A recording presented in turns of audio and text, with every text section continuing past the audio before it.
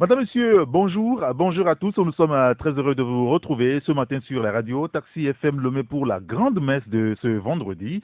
Taxi Presse avec Abi Alpha Uzotou, le patron du journal Le Rendez-vous, Loïc Losson, le patron du journal Le Flambeau des démocrates, Ferdinand Haïté, le patron de Bi-Hebdomadaire L'Alternative, et Tchanyao Aremiao, le patron du journal Nouvelle Opinion. Ensemble avec eux, nous reviendrons sur la question de l'insécurité qui est devenue, il faut le dire, un phénomène banal dans notre pays. Des cas ont encore été notés cette semaine. L'insécurité des cas de braquage sont-ils des symboles du dysfonctionnement de l'appareil sécuritaire aujourd'hui? On va en parler. Nous reviendrons naturellement sur le programme national de développement, le PND, un ambitieux programme réaliste.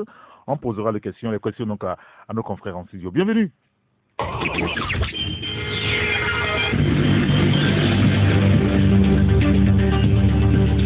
Retour en studio avec les confrères. Bonjour Abi Alpha Uzotou. Oui, bonjour confrère, bonjour à ta rédaction, à tous les frères et sœurs musulmans. Vous allez bien? On rend grâce à Dieu. Très bien, merci d'être avec nous ce matin. Bonjour Ferdinand. Bonjour Eric, bonjour à tous les auditeurs. Il y a Loïc Lawson qui est en train d'arriver, et Tchanyao qui est encore dans les couloirs de la radio. Il va nous rejoindre d'une minute à l'autre dans le studio. Mais avant de les retrouver, je voudrais qu'on revienne un moment sur le port autonome de Lomé. Vous avez souhaité ce matin revenir sur le sujet. Vous en avez parlé il y a 2 semaines que vous êtes en train de travailler sur le port autonome de Lomé. Et ce matin, d'ailleurs, dans votre journal Le Rendez-vous, vous parlez justement du port autonome de Lomé. Un trafic du domanial, intérêt sur les découvertes, privatisation criminelle. Comment le géant s'est-il effondré? C'est cela que vous mettez dans l'article avec le mode opératoire d'un crime finalement. Oui, c'est vraiment un crime à nos côtes. Et on ne peut pas se taire, c'est vrai qu'on en a assez parlé. Mais c'est un peu triste parce que c'est vrai, à un moment donné, la politique des privatisations a pris le devant chez nous aussi. On privatisait pour privatiser. Le port en a été victime, il a continué par être victime. Ce qu'on a appelé jadis pour moi de l'économie est devenu vraiment le cancer de l'économie. Actuellement, d'après notre dossier, il n'y a plus rien au port qui appartient à l'État, sauf les terres. C'est-à-dire le domaine, le port les terres, exactement. Donc les terres et les immeubles que le port a construit pour l'administration. Sauf ça, encore il faut qu'on soit sûr qu'ils n'ont pas encore hypothéqué les immeubles pour prêter de l'argent. Donc, parce que vous vous rappelez, entre-temps, on parlait de 12 immeubles hypothéqués pour prêter 150 milliards. Oui. Donc, je ne sais pas si la direction du port est dedans. Donc, ils ont privatisé tous les secteurs et puis c'est un peu triste actuellement. Quand ils privatisaient par exemple Boulouda, c'était M. Nyofam qui était ministre. Ça s'est fait en l'absence du directeur général du port, qui, je le répète encore, tout comme il n'a jamais vu le contrat de la LCTI, n'a jamais vu le contrat de la privatisation de Boulouda. À la privatisation, Boulouda devait partir avec 104 employés. Il y avait problème. Et puis, quand les employés faisaient du bruit, il leur a dit, je cite, avancez, je ne sais pas ce qu'il y a dedans dans ce contrat, mais je sais que ce n'est pas mauvais pour vous. C'est comme ça qu'il a encouragé les 104 employés du port à accepter les conditions de Boulouda. Donc, à l'époque, M. Nyofam a brandi devant l'assistance qui était là, à la signature de la concession, un chèque dont personne n'a vu le montant, c'est-à-dire le montant que le preneur a versé à l'État togolais. Seul M. Nyofam et son entourage le savent. Donc, quand on quitte là-bas, on vous a beaucoup parlé du flou qui entoure l'existence de la LCT. C'est les terres.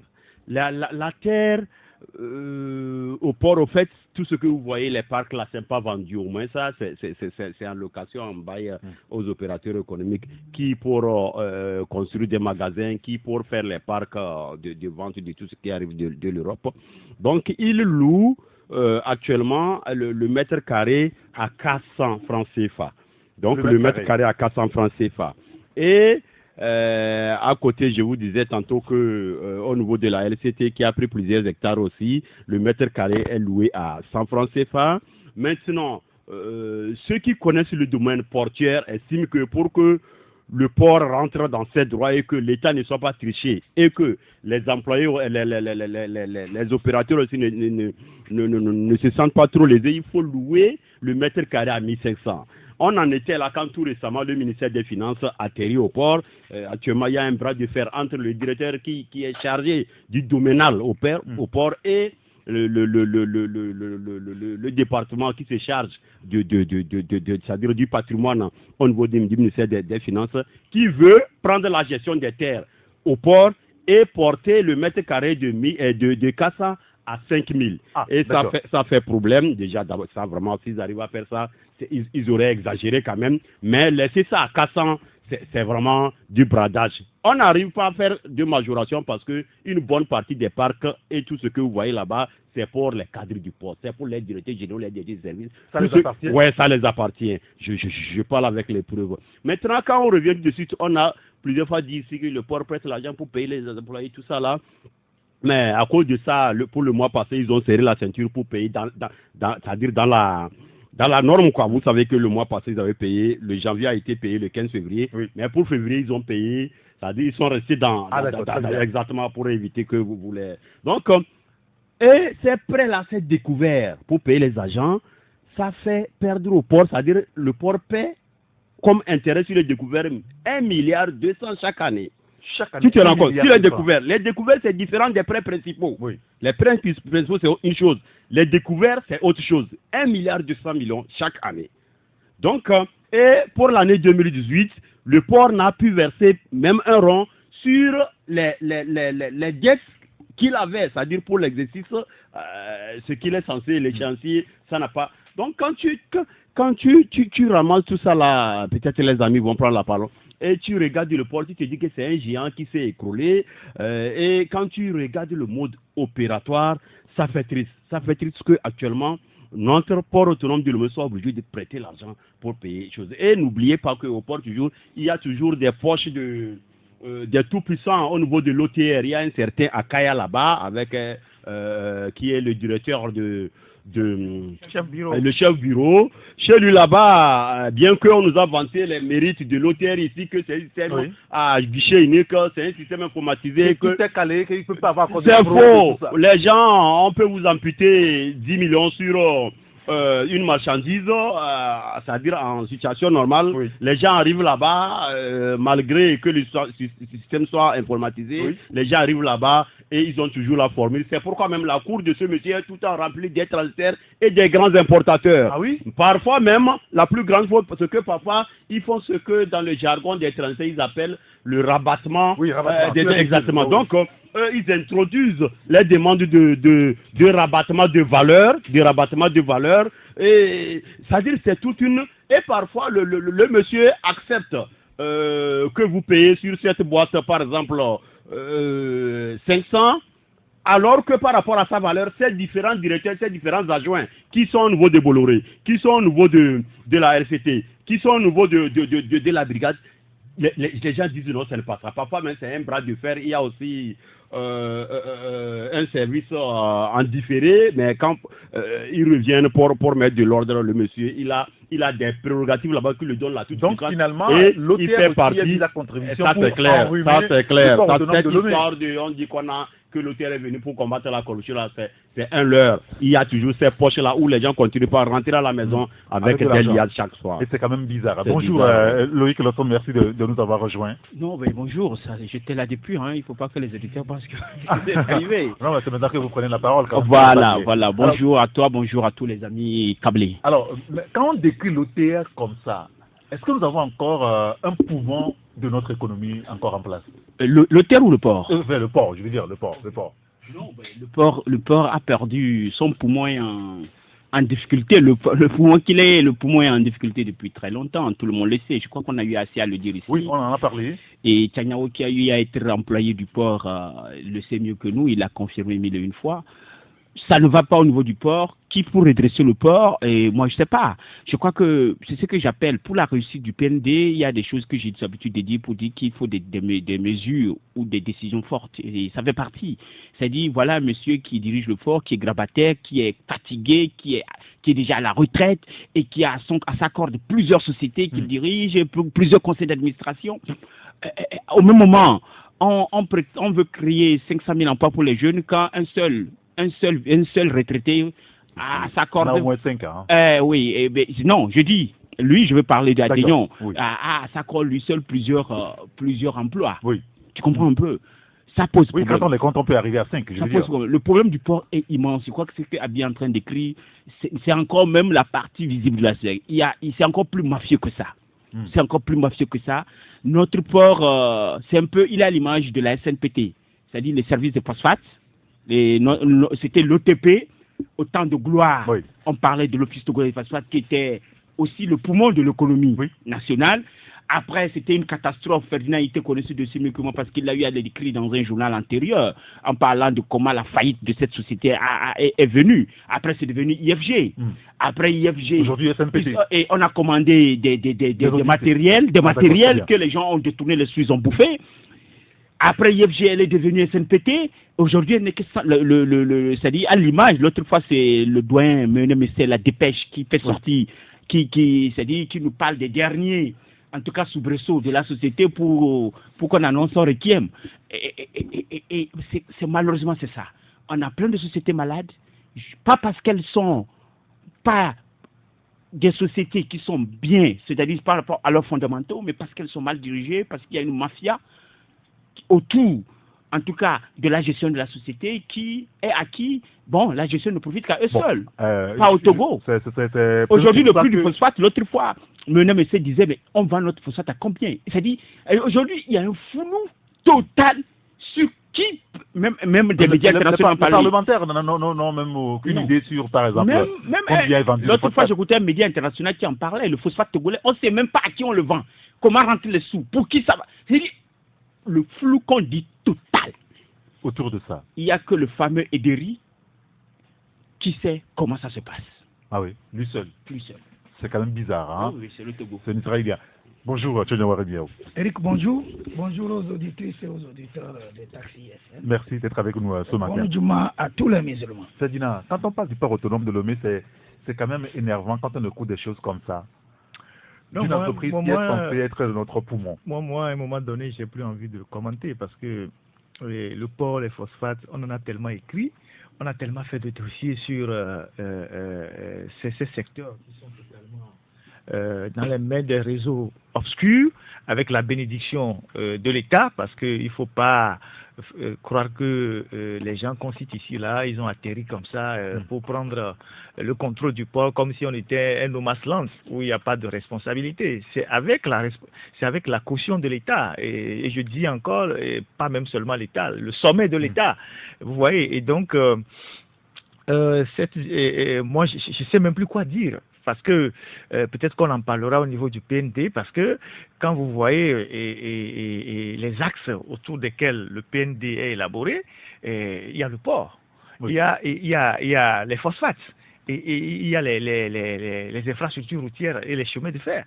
Et donc, quand on a une société comme le port qui est dans un état, je ne dirais même pas comateux, c'est-à-dire que comateux même c'est peu dire, et il faut aller plus loin que ça, et que on est vendu tout, et même les terres, il y a même des terres qui sont vendues, on est vendu tout, et que rien n'appartient au Togo, et qu'on soit obligé... C'est une concession, non? Ou bien c'est... Enfin... Non, mais c'est un bradage, c'est pas une question de concession. Le mot concession, c'est très... Il y a des contrats de 20 ans, puis 35 ans. C'est-à-dire que la dernière fois, on parlait avec un agent du port qui nous dit, mais celui qui nous a mis en dernier ressort dans cette histoire-là, c'est Nyonfam.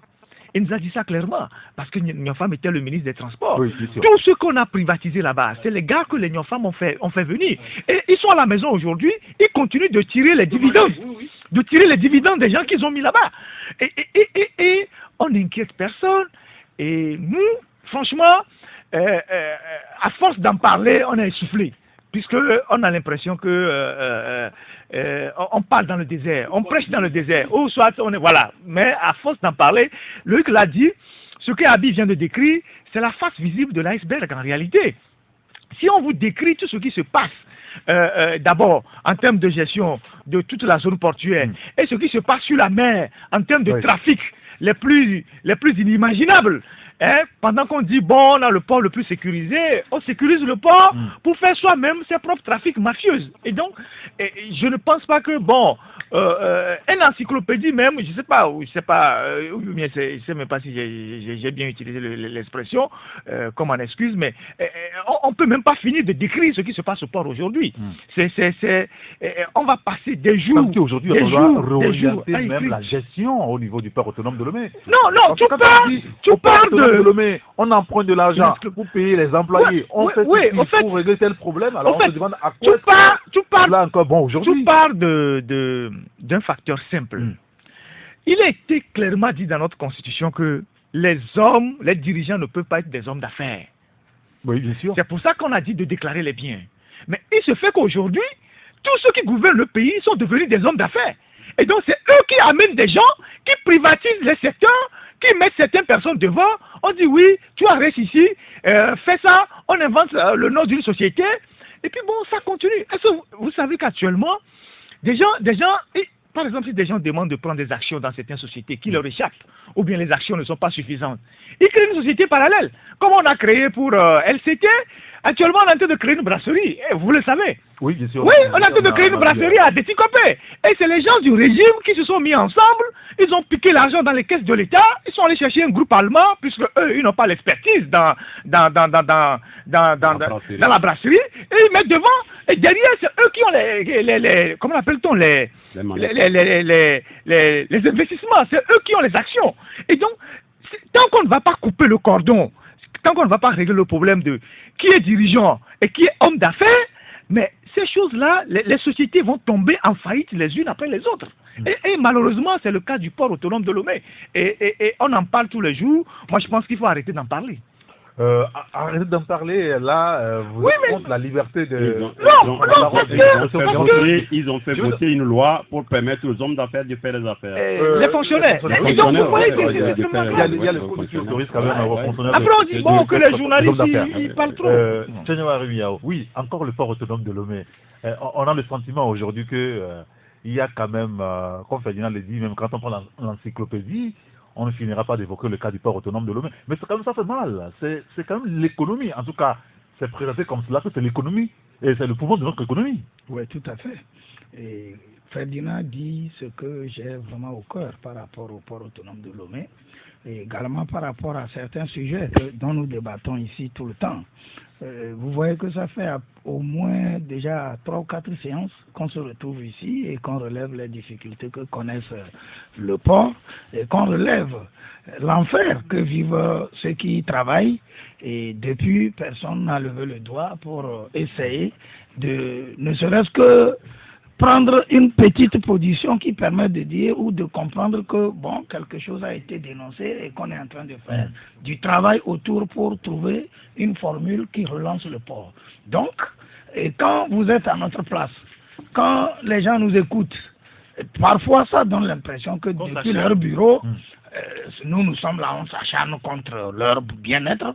Ils ont trouvé de la manne et nous sommes quelque part aigris. Et nous venons tout le temps chanter le contre-bien de leur position dans laquelle ils sont aujourd'hui. Et je crois que quelque part, il y a des gens qui dirigent ce pays et qui ont besoin que nous, qui sommes en contact, nous qui avons souvent la possibilité d'aller faire des enquêtes, d'aller tourner autour des problèmes qui se posent au pays et qu'on leur ramène ça. Et donc ce travail que nous faisons doit les interpeller et chaque fois que nous le faisons et que quelque part on ne sent pas que ni au niveau de l'Assemblée ni au niveau du gouvernement quelque chose se fait où il y a une prise de conscience. Mais le chef de l'État, peut-être qu'on va y revenir avec le PND, lundi dernier parlait justement de de la rigueur dans la gestion, dans la gouvernance. Oui, mais C'est des la bons, rigueur, c'est des mais bons. est-ce que aujourd'hui, peut-être qu'avec le PND, comme on va en parler, on va trouver les points qui permettent quand même d'amener cette rigueur-là. Sinon, depuis un bon moment, vous avez vu ce que Loïc a dit par rapport à nos phosphates.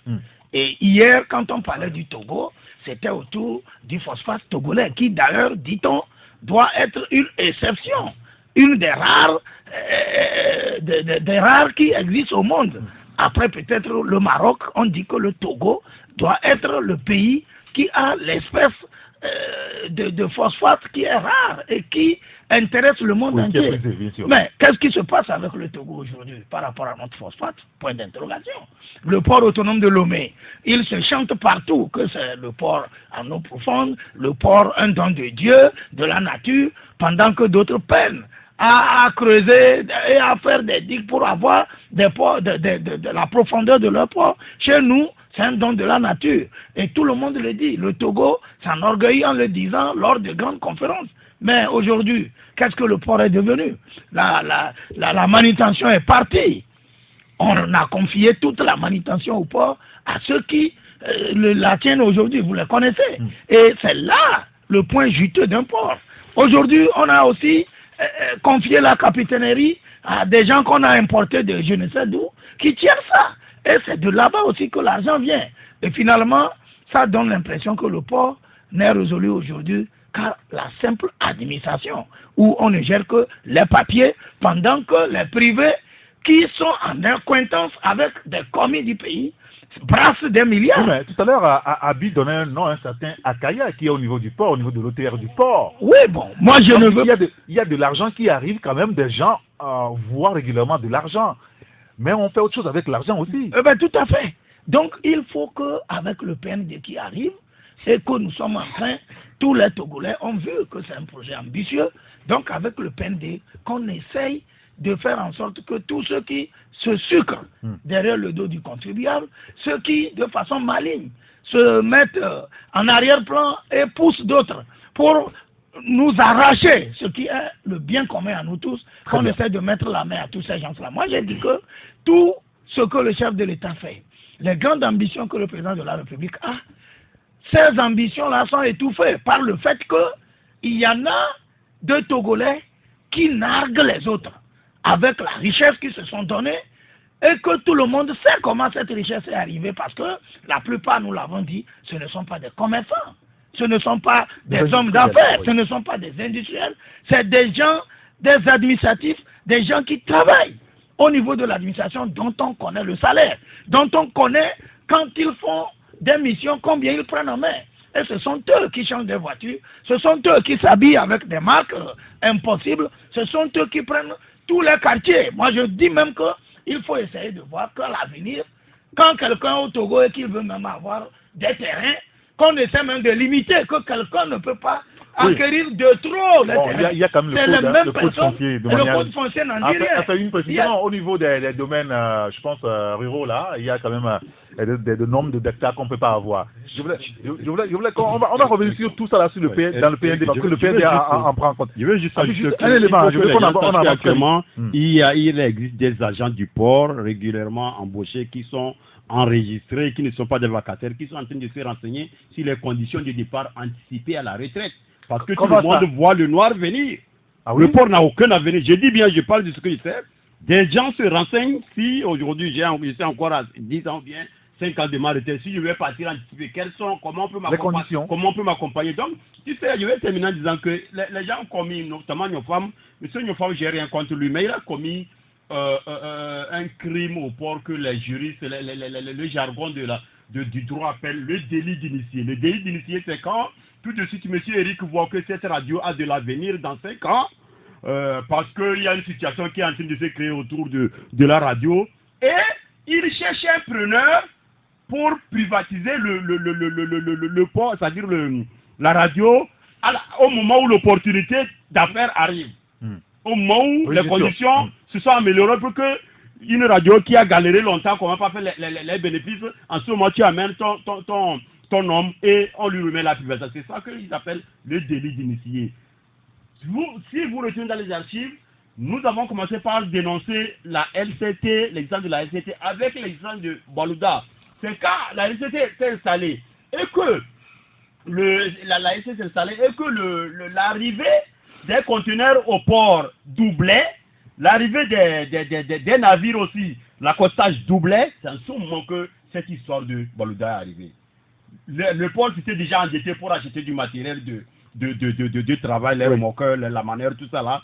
Et on prend tout, le port n'a pas fini de payer les dettes, on remet à un monsieur et on ne sait pas combien il a payé. Et puis actuellement, il fait une boîte qui est venue, qui avait des difficultés avec seulement 104 employés. Actuellement, il fait partie des boîtes les plus bien assises au port. Parce que c'est elle qui est en train de jurer actuellement de cette arrivée massive des navires au port. On va revenir sur le sujet là une autre fois, mais bon, au niveau du PND, on pourra quand même revenir sur quelques aspects. Alors, je veux qu'on revienne très rapidement sur la question de l'insécurité qui touche le Togo depuis des années, finalement, il faut le dire. Et ce matin, naturellement, Ferdinand, vous avez fait un article sur le sujet, sur l'insécurité qui touche notre pays. Le cas qui fait parler de lui, c'est ce qui s'est passé en début de semaine, mardi notamment. Mais vous l'analysez sur un autre spectre, hein, le dysfonctionnement entre le général Yark et Massina, qui fait finalement l'affaire des braqueurs. On a envie de comprendre, vous semblez dire que finalement, en réalité, si on a des problèmes, ou si l'autorité sécuritaire a des problèmes à traquer ces braqueurs, c'est parce que le patron de la sécurité du Togo et le patron de la gendarmerie n'arrivent pas à s'entendre. C'est ça? Oui, il faut résumer ça simplement comme ça, mais c'est plus complexe que ça. C'est vrai que depuis qu'il y a ces séries de braquages, qu'on ouvre les enquêtes sans jamais les terminer, on se pose des questions parce qu'à chaque braquage, le ministre de la Sécurité dit que bon, un nouveau dispositif a été mis en place. On a vu quand les fameux braqueurs sont passés dans le grand marché plusieurs fois. Après, on a bloqué toutes les ruelles. Il ne faut plus rentrer avec les motos, tout ça. Et vous avez vu la dernière fois, c'est pas au grand marché qu'on a pris l'argent. C'est à Moutivé. Le gars est sorti du grand marché et puis on l'a suivi et puis bon, on a piqué les sous. Et donc nous, dans un pays aussi militarisé comme le Togo, où vous avez les je sais pas comment ça, les commissariats, les brigades de gendarmerie dans presque tous les quartiers. Et vous avez même des dispositifs militaires qui ne sont pas visibles dans les quartiers. Ça, beaucoup de gens ne savent pas, que des individus téméraires, oui, parce qu'ils sont téméraires. Ouais, en pleine ville, fassent des opérations commando, hein, parce que si vous lisez le rapport de la DCPJ sur ce qui s'est passé à Moutiévé, c'est une opération commando. Si vous lisez bien comment ils ont opéré, et que bon, on pique de l'argent en pleine circulation au cœur de la ville. 122 millions. Tout à fait. Et puis, on disparaît dans la nature avec tous les cordons qui sont mis un peu partout là. Il y a lieu de se poser d'abord des questions sur l'identité des braqueurs, qui sont véritablement, et puis qu'est-ce qui se passe pour que le système sécuritaire mis en place soit aussi faillible. Et donc, dans l'analyse, nous, on a touché deux facteurs, ou plusieurs facteurs. D'abord, vous avez le ministre de la Sécurité, qui a à sa disposition la gendarmerie et la police pour maintenir la sécurité des citoyens. C'est les deux corps qu'il a à sa disposition pour faire la sécurité. L'armée, c'est beaucoup plus pour la défense du territoire et tout ce que vous savez. Alors, lorsque, dans ce schéma-là, le ministre de la Sécurité et son subordonné de la gendarmerie ne sont pas les meilleurs amis du monde, et ils ne le deviendront même peut-être pas demain, et que dans le... L'amitié est si poussée. Oui, et que dans le dispositif des ordres qui arrive, il y a quelque chose il y a des choses qui ne se font pas, bien naturellement, il va avoir une faille dans le système. Lorsque l'actuel directeur d'abord, je vais parler de la police. Vous savez que ces deux corps que je viens de citer là, c'est le grand malaise. Vous prenez la police. Les gens n'ont plus le goût au travail parce qu'il n'y a pas les moyens, il n'y a pas les locaux, il n'y a pas le matériel, et Vous vous rappelez qu'il avait été adopté au Conseil des ministres les statuts de général de la police et qu'un décret d'application devait être pris. Depuis 4 ans, le décret n'est pas pris. Les gens n'ont pas de plan de carrière. Les gens... donc il y a une démotivation. Et à part ceux qui sont sur les routes et qui se cherchent parfois, quand vous prenez la police aujourd'hui, c'est vraiment le désenchantement. Or, c'est sur ce corps-là, aujourd'hui, que se base exclusivement ou à qui fait exclusivement confiance le ministre de la Sécurité. Maintenant, vous prenez la gendarmerie. La gendarmerie, c'est l'un des corps les plus anciens de l'armée togolaise. C'est le plus ancien d'ailleurs des corps. Et c'est un corps de prestige. Mais aujourd'hui, quand vous allez à la gendarmerie, on vous dira, la plupart des officiers, si demain on leur dit de prendre leur mise en disponibilité ou de partir, ils vont partir. Ils vont partir? Ils vont partir parce qu'ils n'ont plus le goût au travail. Et le management de la gendarmerie aujourd'hui n'est pas celui-là. Il y a des problèmes, il y a plusieurs officiers, colonels, qu'on a mis au garage, on a créé des unités bidons, on les a parqués là-bas, ils viennent le matin, ils restent dans les bureaux, ils repartent le soir sans rien faire. On a mis d'autres on a mis d'autres qui n'ont pas d'expérience sur des missions et on a rappelé des anciens qui sont retraités, on leur a fait des contrats pour venir travailler. Juste parce que le management ou le manager veut avoir des gens subordonnés à ses humeurs. Et donc, il n'y a plus le goût au travail. Et donc, quand vous avez tous ces éléments-là, vous les mettez ensemble, on voit bien que c'est plus difficile de travailler. C'est plus difficile de travailler. Et donc, le ministre de la Sécurité et le directeur général de la gendarmerie ne sont pas les meilleurs amis du monde. Le directeur général de la gendarmerie et le chef d'état-major de l'armée, parce que vous savez que la gendarmerie dépend de l'armée en réalité, ne sont pas aussi les meilleurs amis du monde. Dites-moi fondamentalement, comment voulez-vous que dans ce dispositif-là, avec tout ce désordre-là, les gens puissent s'asseoir et discuter de comment faire la sécurité des Togolais? Tout le système est là.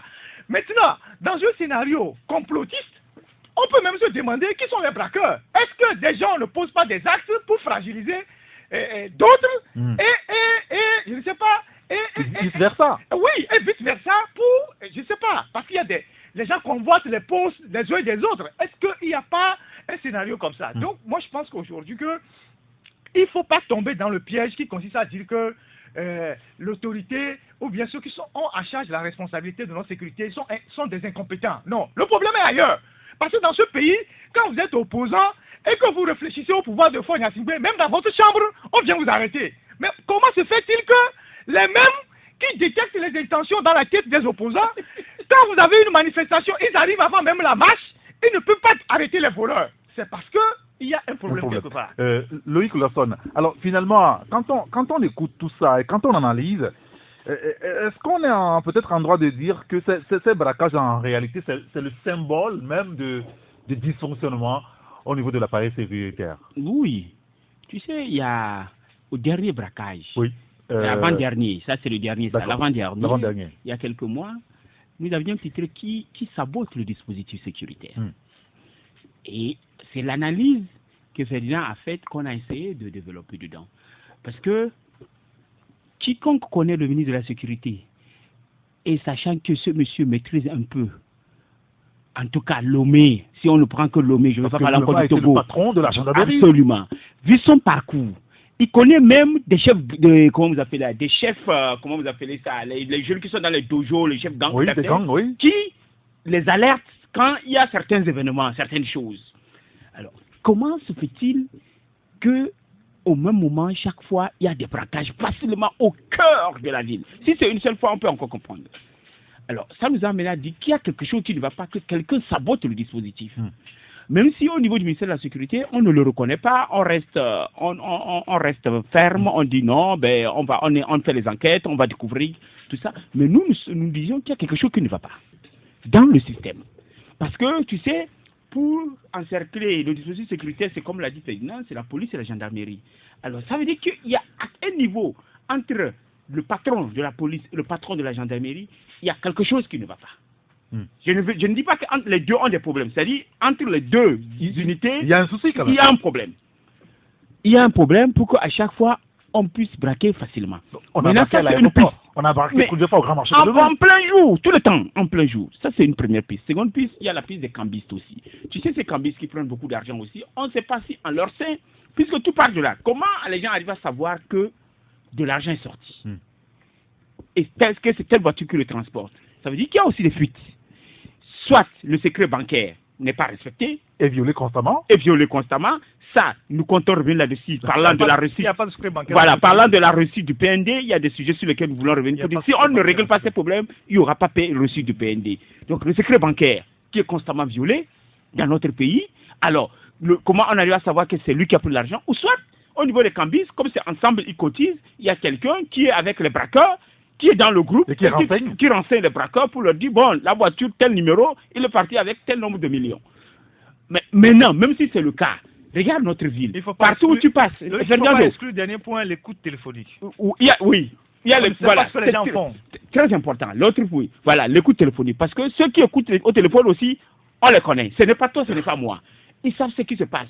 Alors, tu vois, mais quand tu vois tout ça, et que tu vois aussi le dispositif sécurité dans notre ville, c'est-à-dire partout à Lomé, quand tu vas dans un carrefour, il y a au moins un policier. Oui, bien sûr. À Dekon, à Moutivé, il y en a plein. Non, c'est même plein. Là-bas, il y en a toujours plein. À la Colombe. À la Colombe, il y en a. Et ça, c'est la voie la plus stratégique, puisque c'est là-bas que le président passe, il y a toujours le jalonnement. Comment se fait-il que quelqu'un braque 400 millions, ou je ne sais pas, 100 millions, 182 millions, disparaît dans la nature sur une grande voie comme ça? Tu ne penses pas qu'il y a un problème? Tu crois que c'est un petit voleur de portable qui a fait ça? Tu crois honnêtement? À ce niveau, nous... Mais le cas s'est produit à l'aéroport, on en a parlé. Oui, Rappelez-vous, à l'époque. Voilà, on en a parlé. Eux, ils ont traversé même toute la ville à moto pour partir. Nous n'accusons personne. Mais nous disions qu'il y a un problème. Qu'il y a un problème, que le dispositif là, il y a quelque chose qui ne va pas. Alors pourquoi est-ce que les autorités ont de la peine, excusez-moi, ont de la peine depuis des années finalement à trouver les responsables, à arrêter des gens qui sont coupables de ces cas-là? Je donne d'abord la parole à Tchaniawa Bialfa, parce que vous avez appelé tout à l'heure. Tchaniawa Rémignaro. Oui, bon, moi je crois que... La question sécurité, parce que ça inquiète nos compatriotes. Je voulais quand même rappeler aux auditeurs que ce matin, on a quelques soucis avec l'Internet, donc le WhatsApp ne fonctionne pas. Par contre, le SMS fonctionne. Le 90 11 49 62. Non, mais il faut dire que nous sommes dans la fièvre du PND. Le PND que le chef de l'État a lancé lundi. Et le président... Le mardi, on braque. Non, ce n'est pas ça que je voulais dire. Je voulais dire quelque chose. Pour le PND. Nous sommes dans la fièvre du PND. Non, ce n'est pas pour le braquage. Et je crois que les confrères qui ont intervenu, d'une part, ont évoqué une certaine mésentente entre les responsables du dispositif sécuritaire du pays. D'autres ont évoqué les écoutes et d'autres, finalement... La complicité même au niveau des cambis. La complicité, elle va au niveau des cambis et même au niveau de celui qui tient l'argent. Parfois, je peux tenir l'argent aussi et dire, bon voilà, je suis en train d'aller... Et on te tue? Non, attends, ça dépend. Mais là, la personne est tuée, mon ami. Oui, je sais. J'ai dit, c'est le réseau, l'ensemble de ces gens. Ah, dans ce réseau, tu as fait mourir? Non, ce n'est pas ça que c'est pas celui qui est mort. On va laisser réseau allez-y, Tchaniawa, qui peut-être on comprendra mieux. Faire fuite et que quelqu'un vient et que malheureusement d'autres trouvent la mort. Maintenant, est-ce que dans une nation, il n'y a pas des gens qui peuvent réguler ou appeler des responsables de dispositifs sécuritaires qu'on dit qu'ils ne s'entendent pas? Si c'est avéré. C'est avéré. Il faut que les premiers responsables de ce pays essayent. Ou bien ils ont intérêt à ce qu'ils ne s'entendent pas. Non, mais pourquoi on doit avoir intérêt et que la répercussion tout le temps tombe sur le pays? Je ne sais pas si les gens ne s'entendent pas, mais l'impression que ça donne, tout le monde sait que la sécurité de tout pays est cernée par la gendarmerie, les renseignements, la police. Bon, maintenant, si aujourd'hui, il se révèle vraiment que les gens ne s'entendent pas, on ne peut pas, sous le fait que ceux qui régulent la sécurité ne s'entendent pas, et vendre tout un pays. Parce qu'aujourd'hui, c'est tout le Togo qui en pâtit, c'est le Togo qui reçoit le coup. Ou à chaque 2 ou 3 mois, il doit y avoir braquage, il doit y avoir mort d'homme, même si les gens trouvent que ce n'est pas... Bon, quelqu'un me dira que l'insécurité au Togo est moindre que d'autres pays. Mais je crois que par rapport à la dimension du Togo, il faut aussi dire que ça en est déjà de trop. Et trouver une solution pour parer définitivement à ça. Quand je parlais du PND, c'est pour dire que l'insécurité ne crée pas le développement. Donc, quand je disais que nous sommes dans la fièvre du PND et que malheureusement, des choses comme ça se passent, l'investisseur se dit que c'est un pays Mais à risque. en même temps, il y a des pays développés, même très développés, où l'insécurité est là. Oui. On doit toujours citer l'Afrique du Sud, même Ça- les États-Unis, il y a les armes D'ailleurs, aussi c'est des les grands fois. pays développés là qui vivent cette insécurité. Nous, on veut se lancer. On veut aller vers cette ambition de ces pays-là. Et je crois que ce n'est pas pendant que nous sommes en train de vouloir nous lancer que des gens vont créer des situations pareilles pour décourager l'investisseur, pour décourager l'effort de ceux qui ont envie de venir mettre beaucoup au Togo pour que nous nous développons et qu'on ressemble fort à ces pays dont tu fais allusion. Donc, vivement qu'on fasse en sorte que la sécurité règne, parce que Très la bien. sécurité, elle crée la confiance, Bien elle sûr. crée l'assurance à tout égard. Abi Alpha maintenant sur le Ouais, sujet. Eric, moi je pense que les autorités connaissent ceux qui braquent. Peut-être que le jour où ça va les plaire, ils Non, vont non, ils non, vont non, nous Abi dire, s'il vous Alpha. plaît, s'il vous plaît. Si on connaît ceux qui braquent, on doit les arrêter. Le jour où ils voudront, ils vont les rendre publics. Tu sais, nous aussi, ils sont tout le temps dans l'espionnage. Aussi, nous aussi, on est dans la recherche des informations. Que ce soit les anciens cimetières abandonnés, habités par les bandits, que ce soit la prison, que ce soit le lieu infesté de putes, tous les lieux imaginables, ils sont partout dans les enquêtes. Et nous aussi, on est là-bas dans nos investigations. Ah, les renseignements. Je vous donne un exemple. On est dans les cimetières. aussi. Je vous donne, partout. C'est les meilleurs endroits, les cimetières abandonnés où les bandits ont fait logement, c'est les meilleurs endroits pour avoir des informations. Je vous donne un exemple. Il y a eu braquage. En mine de rien, ils ont disparu. Et ils sont allés cacher l'arme, ils ont traversé la frontière. Nos éléments, c'est de la prison civile de Lomé. Oui. Ils sont arrivés. Tu sais, à la prison, il ne faut pas que les gens pensent que quand on va à la prison, c'est tout le monde qui est prisonnier. Il y a même des corps habillés là-bas qui n'ont rien fait. Il y a On a frappé. Il y a le renseignement de la On a prison. frappé. On est allé les jeter là-bas. Leur séjour là-bas, c'est pour collecter les informations. Mais comment ça? Non, Ouais, mais c'est vrai. si, Dans tous les c'est-à-dire, pays, ça existe. tu n'as Il y rien a le fait. renseignement de la On te prison. prend, on te donne 3 bons coups, une blessure à la tête, on te jette en prison. Et les autres Ton t'admettent rôle- comme un prisonnier, ton un rôle, délinquant. c'est de renseigner. Et tu as le renseignement. Et les grands gangs de la prison, à la fin de l'année, c'est eux qui boivent les meilleurs champagnes. C'est à eux, tu peux te renseigner dans tous les pays, si tu es dans les investigations. C'est eux qui boivent les meilleurs champagnes. Il y a un braquage ici, les gens vont cacher l'arme sur une poubelle à Kogobia-Kopé et ils traversent la frontière du Bénin. Et nos éléments sont rentrés là-bas. Tout Ils de sont suite, rentrés à la prison. très bien, très bien. Tout de suite, le chef de gang a eu le code, c'est-à-dire le code du fusil. Il a dit, ah, tel que ça s'est passé, c'est tel gang.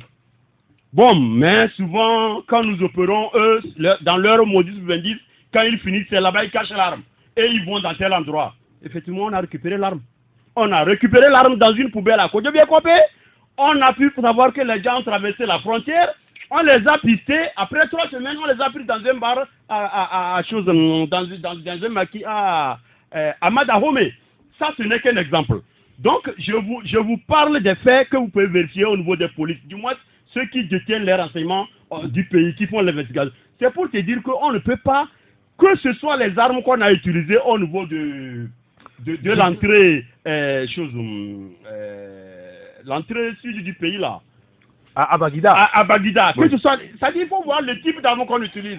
N'oubliez pas que tout récemment, dans le quartier derrière à Goa ici, on a fait des fouilles. Des gens sont en prison parce qu'on a découvert armes artisanales dans leur maison. Oui. Les Tchekatous, les Tchekabebla. On a pris ça dans 2 ou 3 auprès d'une personne. Elle est actuellement en prison.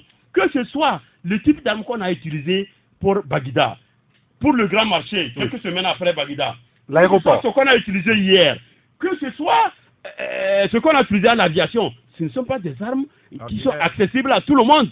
C'est en ça que moi j'ai dit, les autorités savent ce qui braquent. Eux, le jour où ça va les plaire, ils vont nous rendre public les réseaux. Hier, par rapport au dernier événement de mardi, choses, au fait, les propriétaires de l'argent sont allés collecter l'argent auprès de 2 grands vendeurs. Du genre, bon, moi je veux retourner pour aller pour les fournitures, combien tu as déjà vendu. Donc il a pris un peu ici, un peu là-bas, et on les a suivis. Pour terminer, il faut que nos autorités, vraiment, de grâce, ils limitent les écoutes. Parce que maintenant, l'écoute déjà est tellement vulgarisée. Moi j'ai déjà vu chez des individus qui se vante de je ne sais pas renseignement ou quoi, il a un portable qu'il manipule, tout de suite, il peut te mettre en écoute, il peut activer ton téléphone pour te mettre en écoute, ou bien il peut le désactiver. Ça veut dire que si moi j'ai un portable, j'ai un petit outil actuellement chez moi, et je peux mettre Eric en écoute. Si je sais que Eric manipule l'argent, quand je sais qu'il s'apprête à faire un voyage, je le mets en écoute, je dis ses déplacements, et puis je mets mon réseau, on le braque, que les gens nous fassent grâce. Très bien, écoutez, je pense que ce problème est assez sensible, hein, parce que là on parle de la sécurité des citoyens, et depuis quelques jours, il y a une certaine psychose qui est dans l'opinion aussi par rapport à cette situation-là. Moi, je voudrais terminer sur ce sujet en interpellant d'abord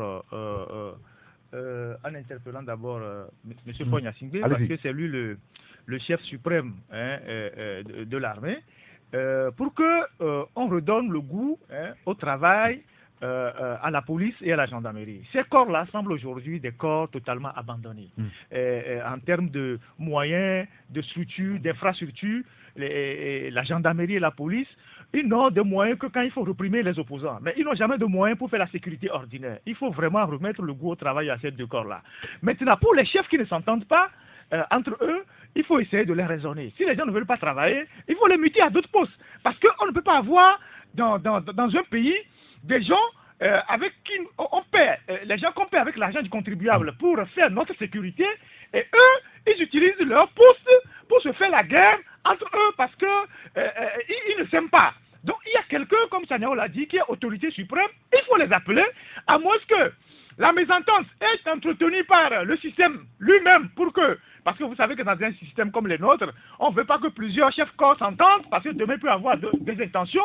Peut-être que c'est entretenu pour que ça soit comme ça. Mais ce sont les citoyens qui sont victimes. Donc il faut interpeller le ministre de la Sécurité, le directeur général de la gendarmerie, le chef d'état-major de l'armée, et les raisonner. S'ils ont des problèmes à régler entre eux, il faut les régler. Et il faut leur donner des instructions pour qu'ils ne s'occupent exclusivement que de notre sécurité plutôt que de régler leurs petits problèmes de personnes. On n'en a pas besoin. Parce qu'on les paye, on met de l'argent, on budgétise dans la loi des finances, on dégage de l'argent pour que ces messieurs nous fassent la sécurité. Oui, il y a un auditeur qui nous dit pourquoi vous vous étonnez, l'État ne se préoccupe que de la sécurité d'une personne, le chef de l'État. Dernière chose, pour l'argent. Je voudrais aussi inviter les autorités à créer à l'aéroport de Lomé des agences de banque. C'est important. Il ne faut pas juste créer un guichet automatique où on vient soustraire, je ne sais pas, 200 000 ou 300 000 quand on voyage. Il faut, je ne sais pas, je ne veux pas dire qu'il faut obliger, mais il faut amener des banques à créer, parce que si on dit qu'on veut faire de l'aéroport de Lomé un hub pour les grandes transactions, il faut qu'à l'aéroport, il y ait des agences de banque qui sont là pour servir en même temps les clients. Si moi je peux aller prendre, je ne sais pas, 200 millions à EcoBank et en allant à l'aéroport, on va me braquer en chemin et me tuer.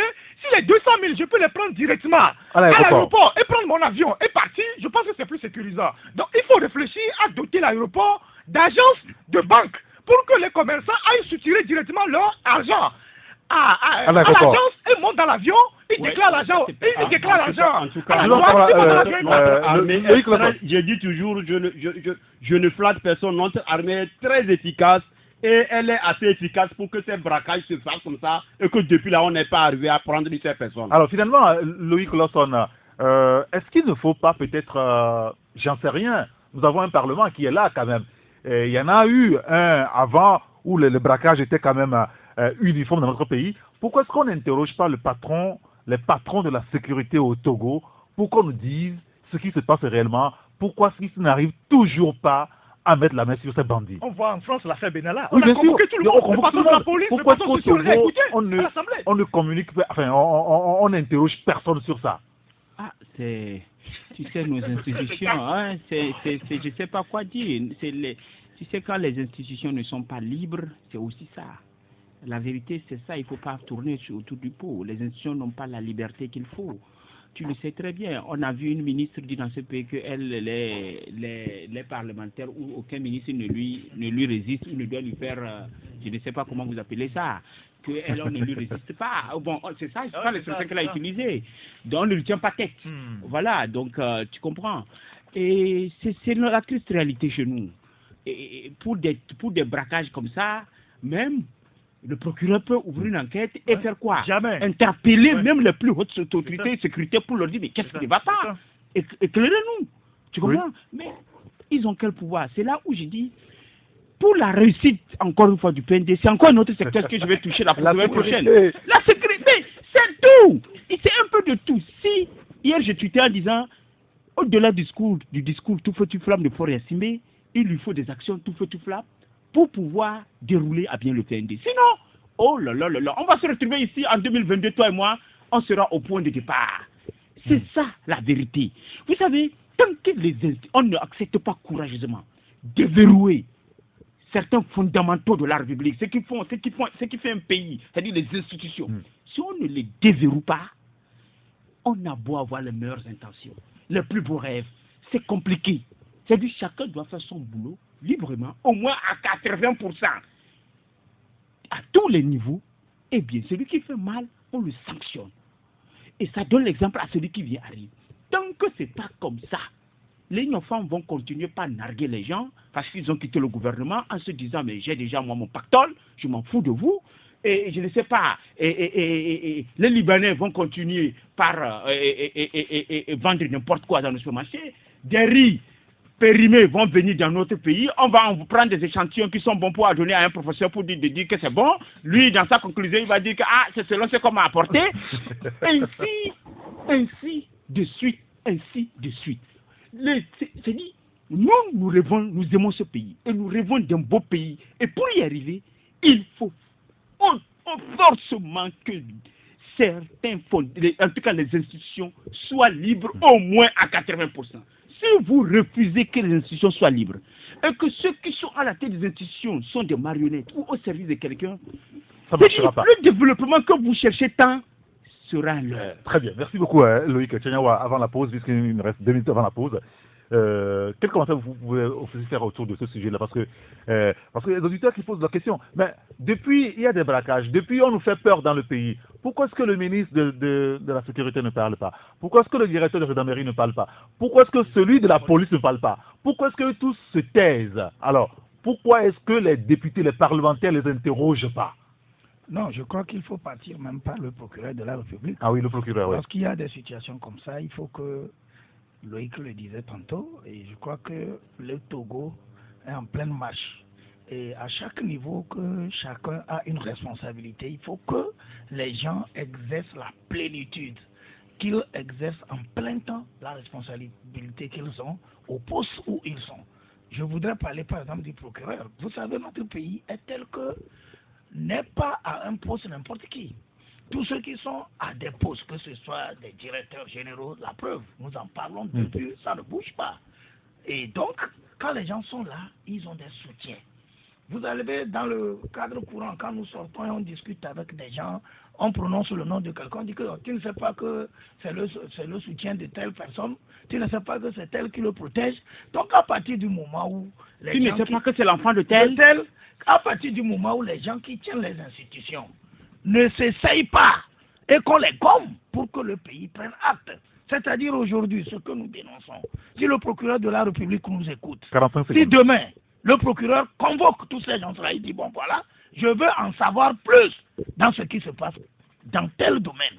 On m'a dit que tel ministre ou tel DG ou telle personne a détourné de l'argent, j'ouvre une enquête sans aller demander permission à n'importe qui. Qu'on le gomme, et le Togo prendra acte. Regardez un peu au Bénin. Il y a affaire Yaïboni Talon. Il y a eu quand même un juge, des juges qui ont été courageux et qui ont boudé un chef d'État. Ce n'est pas aisé, mais ça permet de donner un déclic, ça permet de montrer aux gens que non, ce n'est pas une machine où le bouton est forcément dans les mains de quelqu'un et que c'est une machine tout entière qui bouge. Que chacun joue sa partition et le pays va décoller. Messieurs, merci beaucoup. Nous allons marquer une pause puisqu'il est midi sur la radio.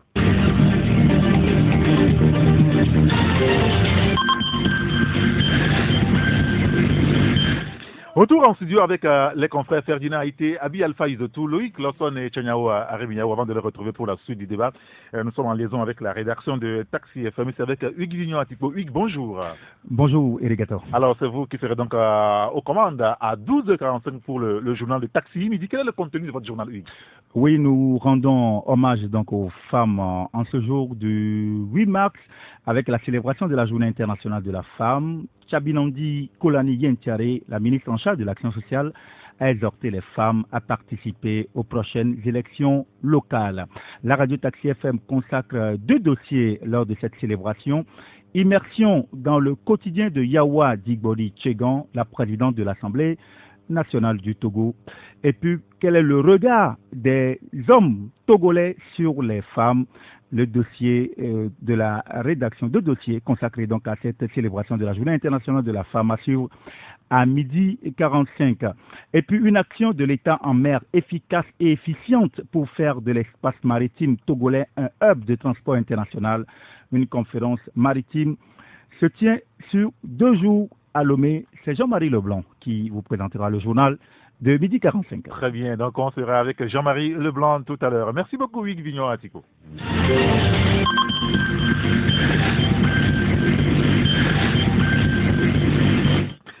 Beaucoup de réactions par rapport au sujet qu'on est en train de développer avant la pause. Il y a un auditeur qui nous dit comment peut-on réussir le PNB avec un pays aussi corrompu, avec la mafia dans le foncier, au phosphate, au port autonome de Lomé, et du surcroît l'insécurité qui devient donc la norme aujourd'hui. Je doute fort qu'il puisse y arriver, commente cet auditeur. Il y a un autre qui nous dit les officiers de la sécurité aiment plutôt les missions à l'étranger pour avoir des millions que la vie des Togolais, nous dit donc l'auditeur. Il y a un autre qui nous dit que Ferdinand a tout dit, les braquages sont organisés par les renseignements pour pousser Yark à la sortie. Vous voulez revenir, Loïc, un moment encore sur le cas du procureur de la République. Oui, puisque pour vous, ils ne travaillent pas suffisamment? Non, il ne fait pas qu'ils ne font pas leur boulot. Ils s'occupent des vendeurs, des voleurs de portables, des voleurs de poules, tous les problèmes de terrain. Est-ce que dis-moi, dans quel pays où les institutions travaillent, sont sérieusement travaillent, tu as vu déjà des trucs de parachènes anticorruption, A plus A, A plus B, tout ça là. Tu as vu ça où? Non. Eric, c'est pas sérieux.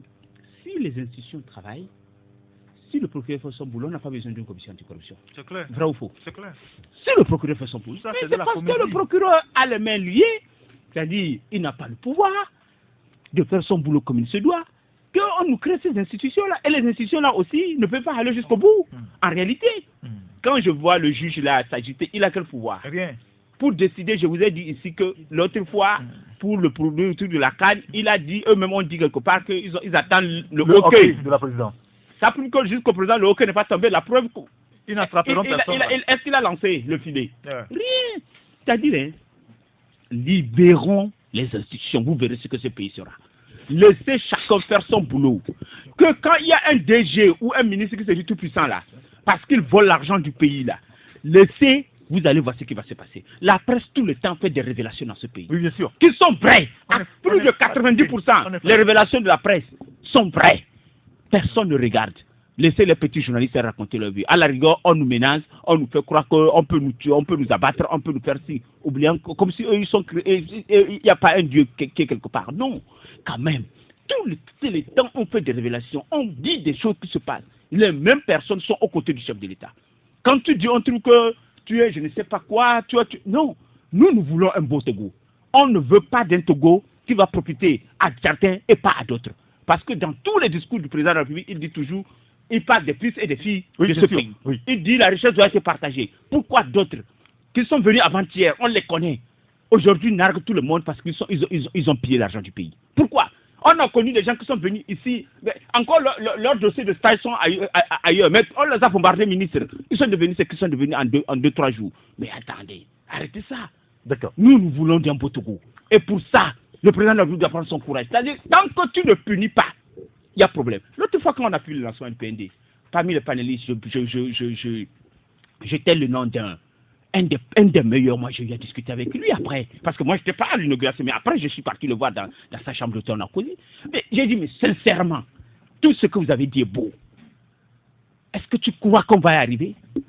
Mais le discours est là, mais la vérité est là. Mais lui, il est venu parce qu'on l'a payé, il est venu faire son boulot. Mais comment ça? Il est venu par... Il ne croit pas à notre projet, il est venu quand même Il prendre croit, notre temps. mais il dit comme nous le disions ici, tant qu'à la base, nous ne réglions pas certains problèmes, on aura des difficultés. On va revenir sur le Et en le disant, au-delà des problèmes économiques que nous évoquons, il a parlé des problèmes politiques. Il dit que tant qu'il n'y a pas de stabilité politique, les 65% que nous voulons de l'étranger ne viendront pas. Je voulais qu'on amorce avec la politique, monsieur. Faut aller vite. En un mot, vous savez le pourquoi M. Aïboni dans le pays voisin, depuis qu'il est arrivé, bon, il s'est donné un mandat, on ne sait pas s'il va respecter. Mais vous voulez parler de Patrice Talon? Il y a Talon autant pour moi. Depuis qu'il est arrivé, il s'est donné un mandat. Il attaque des sujets sensibles, de gros dossiers, et c'est difficile de les branler. Ce n'est pas encore acquis pour lui, mais c'est difficile. Tu sais, parce qu'à un moment donné, lui-même s'est retrouvé dans une mafia, il en est conscient, et il s'est arrêté pour dire, bon, arrêtons. Vous savez ce qui s'est passé pour comprendre l'autre, le Togolo Benoît là? C'est parce que tous, avec les partis de salon, c'est tous qui faisaient le trafic. Et à un moment donné, celui-ci est devenu chef de l'État, il a dit, bon, je m'arrête, arrêtez-vous, chacun s'est suffisamment enrichi. Il n'y a pas dans la sous-région un pays aussi riche où il y a aussi des riches, des milliardaires que le Bénin. Arrêtez, vous savez que je sais ce que nous tous on faisait, je me suis arrêté, assainissons le pays. Bon, à partir du moment où il s'est arrêté, le chef de l'État, il a essayé, il essaie de se mettre au-dessus de la mêlée, et à partir du moment où le conteneur a quitté son origine, avec les mêmes codes qu'ils utilisaient ensemble, Patrice Talon a mis la main là-dessus, les yeux ouverts, les yeux fermés. Donc c'est pour dire qu'à un moment donné, qu'il y a une autorité, au moment où M. Ford nous a parlé de la minorité qui tire le pays, moi j'ai pensé qu'il devait prendre la hauteur, dire que bon, je fais partie, mais je veux maintenant faire la différence. Mais quand il est maintenant englué tout le temps, c'est-à-dire il est pieds et mieds liés dans le panier de la minorité, il ne peut aucun miracle. Très bien, tu sais, quand on parle il n'a qu'à commencer, il n'a qu'à aller pour qu'il n'a qu'à indépendant des Turcs là, c'est faux. Une république, c'est comme un costume. Le bouton dépend du tissu. Le tissu dépend de la file qui a cousu. Donc c'est interconnecté. Quand on coupe les bandes du tailleur. Exactement. Donc on ne peut pas. Il sait que s'il laisse les institutions travailler, qu'une institution va jusqu'au bout, ça va l'ébranler. Il y a très peu de sociétés juteuses dans ce pays où Ford n'est pas actionnaire. Il y a très peu. Ce qui n'est pas normal. Vous avez vu le document? Mais mon frère, je dis, nous sommes dedans, non? On continue. Bon, d'accord, très bien. Je voulais qu'on parle du PND très rapidement. Après, on va revenir un moment sur la politique, parce qu'elle est très importante aussi. Alors, on sait qu'au niveau de la C14 ou même de l'opposition, tout le monde est en train de parler des réformes avant les élections. Alors, cette question aujourd'hui, est-ce que nous ne sommes pas encore en train d'aller vers un boycott de la part de l'opposition? Je vous poserai la question. Mais avant, parlons du programme national de développement, Tchanyaoua Remiao. Un programme ambitieux, vous l'avez dit tout à l'heure, mais est-ce qu'il est réaliste aujourd'hui au vu de... J'ai écouté Loïc tout à l'heure qui dit, mais il y a des problèmes, si on ne les règle pas, ce programme, quoique ambitieux, ne pourra pas prospérer. Est-ce que le programme est réaliste aujourd'hui, à votre avis? Oui, bon, il faut dire que avant qu'on en arrive au PND, le Togo a posé la fondation. La fondation, elle a été... Pardon? Avec le PUDC? Oui, avec beaucoup de choses. Il n'y avait pas que... Oui, il y a eu beaucoup de choses que le Togo a essayé. Et des plats quinquennaux, oui. Beaucoup se plaisent à dire que rien n'a été fait, on n'a rien vu. Et peut-être c'était la fondation. Et je dis toujours que pour ceux qui ont déjà posé, des murs, ils savent qu'on met beaucoup plus du temps au niveau de la fondation. La fondation, c'est pratiquement les 3/5 du bâtiment. Et quand on est à la fondation, on ne voit rien. Les gens passent, ils n'aperçoivent pas l'architecture de ce qu'on met comme immeuble. Et je crois que le Togo, tout le temps, avec Skype, PUDC, tout ce qu'on peut citer, a mis une fondation. Et aujourd'hui, le Togo est au niveau de l'élévation des murs, du chaînage, et pourquoi pas de la dalle. Et donc tout ça là, tout le monde perçoit et tout le monde en parle. C'est en ce moment que le passant regarde et dit, ah, il y a un mur qui est en train de monter, que c'est joli. Maintenant, il revient à ceux qui ont la charge de voir comment le mur là est en train de monter. et de suivre de près les choses pour pouvoir lui donner l'architecture qu'ils ont bien voulu lui faire avoir. Et c'est en ce moment que nous allons parler des fortes chances pour le PND de réussir. Le PND réussira si on y met la sécurité, bien entendu. Le PND réussira si, au niveau politique, au plan national, nous avons la stabilité, nous avons l'entente entre la calmie. Parce que le PND ne peut pas réussir si nous sommes dans les schémas de ce qu'on a connu en 2017. Personne ne viendra au Togo. Et donc le PND non plus ne peut réussir si les gens continuent les braquages. Le PND ne peut pas réussir si, par exemple, quelqu'un qui est ministre, quelqu'un qui est DG, quelqu'un qui incarne une institution devient un citoyen hors commun. C'est-à-dire, vous le connaissez, il y a beaucoup de gens, du fait qu'ils ont des postes aujourd'hui, ils descendent de la voiture, téléphone à l'oreille. Ils rentrent dans la voiture tout juste pour éviter que les citoyens l'approchent. Je vous dis qu'on crée la richesse à partir de l'amour. Si les gens qui sont aux commandes ne savent pas faire marcher l'amour à tous les niveaux, le PND échouera. Le PND échouera parce qu'il y aura des têtes qui se prennent hors du territoire togolais. C'est des gens qui se voient des super-hommes. Et quand la population voit ça, elle ne se sent pas concernée par ces gens-là. Donc il faut que tout le monde fasse bas la terre. Et je crois que le chef de l'État a bien compris. Vous avez constaté que ces derniers temps, les conseils de ministres sont de temps en temps délocalisés. Oui. C'est pour dire à ces ministres, c'est pour dire à tous ceux-là qui font partie du système de la gouvernance du pays qu'il faut vous approcher des citoyens. Parce que vous êtes là, parce que la population, le peuple togolais est là. Il faut que ceux qui ont trop de moyens, qu'ils sachent aussi comment faire pour que ces moyens-là participent à l'essor, à l'épanouissement des autres citoyens. Je voulais quand même faire une précision, hein, parce que c'est beau bien de parler du PND. Aussi, il faudra qu'on ait une idée réelle sur ce que cela contient, ce document de 177 pages.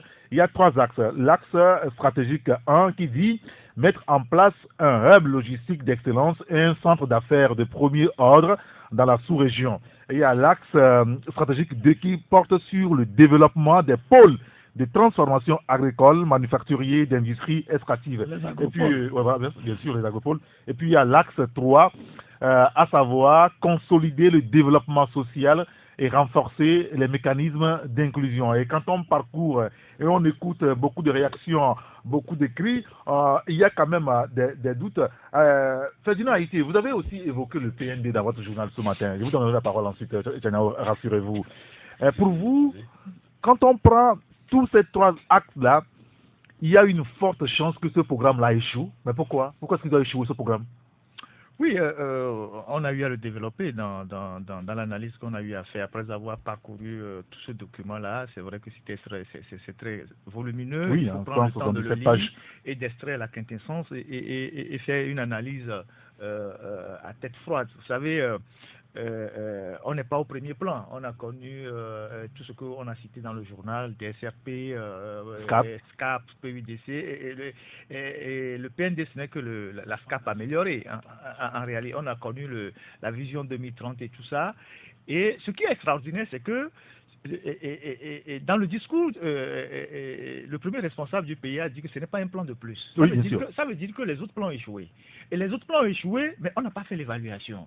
Bon, comment se fait-il que... Il dit que c'est un plan de plus.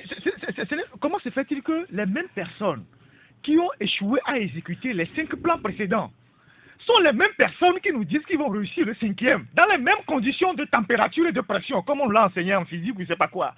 C'est-à-dire que quand vous commencez le début de l'analyse... C'est pas parce qu'on a échoué qu'il faut abandonner. Non, je n'ai pas dit ça. Quand vous avez commencé le début de l'analyse, vous constatez, Tanyao l'a dit, que pour que l'économie du pays, ou pour qu'il y ait développement, il faut qu'il y ait une stabilité politique.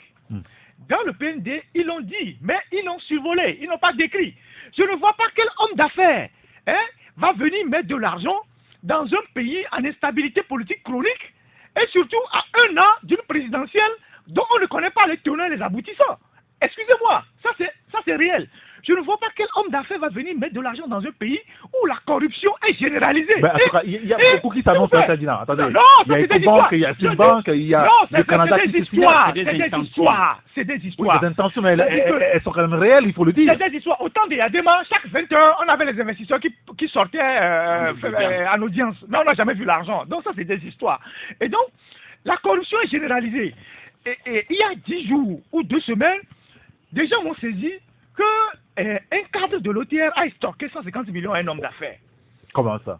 Oh, non, mais on a parlé de l'OTR tout à l'heure, de la bien corruption. 150 millions à un homme d'affaires.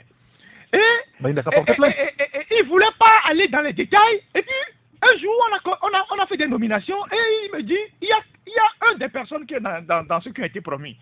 Donc, vous voyez comment ça se passe le pays. 150 millions à un homme d'affaires. Vous avez des gens qui sont dans le pays, qui sont dans la famille présidentielle, qui utilisent le nom de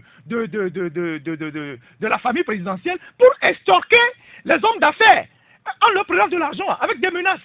La dernière fois qu'on a fait les élections législatives ici, le parti UNIRA a écrit des courriers pour demander l'argent à plusieurs hommes d'affaires, même les stations d'essence. Les gens, ceux qui n'ont pas donné, ne savent pas demain ce qu'on va leur faire. Dans un environnement aussi insécurisé, comment voulez-vous que des hommes d'affaires viennent mettre de l'argent? Maintenant, on dit 35% des fonds seront mobilisés par les Togolais. Par quels Togolais? Montrez-moi où sont les Dangote togolais.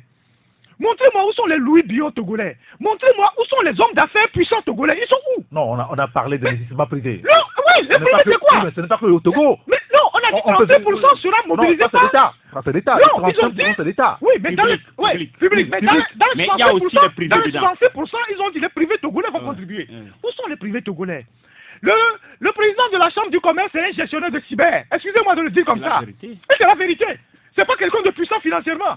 Il avait une école de cyber qui est devenu président de la Chambre du commerce. Le président du patronat, il représente quoi en termes de puissance économique? Rien. Maintenant, vous savez que dans ce pays, les grandes entreprises ont créé leur association, leur patronat. Et donc, ils ne veulent pas de ça. Donc, vous avez quoi? Vous avez les grands moulins, la brasserie, Bolloré et tout ça. Sifao. Et eux, quand ils font leurs recettes, ils rapatient l'argent. Et le Togo dit, il y a croissance, mais on n'a pas les fruits de la croissance parce que ceux qui font la croissance, c'est les grandes entreprises. Une fois qu'ils font la croissance, ils rapatient l'argent. Et donc, quand vous prenez le PND, les axes stratégiques qu'on a définis, dont nous venons de parler, on a parlé du port. On a dit qu'il y aura un hub logistique autour du port. On vient de décrire le port. Dans quel état il est? T'as commenté? Voilà. On vient de parler des phosphates. Géré par des étrangers. Mais quand vous prenez le dossier juridique des phosphates togolais, la SNPT a un capital 100% togolais. Mais c'est les Israéliens et les Indiens qui vendent les phosphates. On ne sait même pas à quel prix ils ne font de compte à personne. Et plus grave, vous savez que les phosphates contiennent des métaux lourds. Quand on extrait les phosphates et qu'on les lave, quand vous allez à Pémé là-bas, on fait les études pour voir comment la mer est polluée. On détecte plusieurs métaux lourds dans les phosphates qui sont recherchés. Aujourd'hui, les Indiens qui prennent le phosphate, ils amènent les phosphates en Inde, ils le chauffent, ils enlèvent les métaux lourds qui leur reviennent encore plus cher et ils vont vendre les métaux lourds à part et ils vendent le phosphate à part. Ça on peut faire ça aussi. On peut faire ça aussi. Donc, nous perdons doublement. Et donc, vous avez ces secteurs-là qui sont comateux. On nous dit, on va dédoubler la nationale numéro 1. Attendez, arrêtez de blaguer. Vous avez le boulevard des armées là, qui quitte Colombe pour venir au collège protestant. Ça fait 4 ans qu'on peine à goudronner ça. Vous avez la route Lomé-Vogan. Depuis 5 ans, combien là? On a détourné 26 milliards, on n'a arrêté personne. On n'arrive pas à goudronner 53 km. Et vous voulez dédoubler 700 km avec tout ce que ça comporte comme des risques. Vous ne croyez pas. Non, attendez. Non, vous ne croyez pas. Attendez, c'est comme l'histoire de l'architecte ou du maçon qui n'arrive pas à construire 2 chambres salon en 5 ans et qui vous dit qu'il lui veut construire un immeuble de 10 étages en 2 ans. Vous allez le croire en lui? Alors que quand il avait les moyens de construire les 2 chambres salon, il avait le ciment, il avait le matériel, il avait tout, il a détourné ça. Et maintenant, il veut construire l'immeuble de 10 étages. C'est à lui d'aller chercher l'argent, d'aller chercher tout ça là. Vous êtes sérieux? Merci beaucoup, Ferdinand. Je vais donner la parole à Loïc, ensuite à Loïc Lawson. Vous avez fait aussi un article sur le PND lundi dernier, dans votre parution. Un programme ambitieux, vous avez écrit, mais un si long chemin. Absolument. Et Pourquoi est-ce que vous voyez toujours la chose de cette façon? Non, on a décrit, je ne sais pas si, au-delà de Ferdinand qui a peut-être fait un article pour truc là, pour essayer de dire tout ce qu'on a comme difficulté pour atteindre le PND, et je ne sais pas s'il y a un journal qui a aussi décrit le PND comme on l'a décrit, c'est-à-dire en parlant du fond du dossier, de son contenu. Nous avons essayé de parler de son contenu. C'est en cela que nous disons qu'il est ambitieux. C'est bien écrit.